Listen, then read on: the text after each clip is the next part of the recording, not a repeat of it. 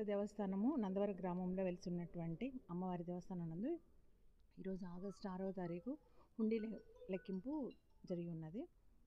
3 నెలల 11 రోజులకు గాను అమ్మవారికి 31,93,938 రూపాయల ఆదాయంగా వచ్చి ఉన్నది. ఈరోజు అమ్మవారి హుండీ ఓపెనింగ్ వచ్చినటువంటి బంగారు వెండి నగలు అప్రైజర్ లేకపోవడం వల్ల నంద్యాల పర్యవేక్షణాధికారి సమక్షంలో మళ్ళీ హుండీలోనే పెట్టివేయడం జరిగింది. దీన్ని నెక్స్ట్ హుండీ తెచ్చినప్పుడు అప్రైజర్ని పిలిపించి వారి సమక్షంలో మళ్ళీ అమ్మవారి కానుకలు, బంగారు వెండి నగల కానుకలు తూకం వేయించి వీటిలో కార్యనిర్వహణాధికారి కామేశ్వరి.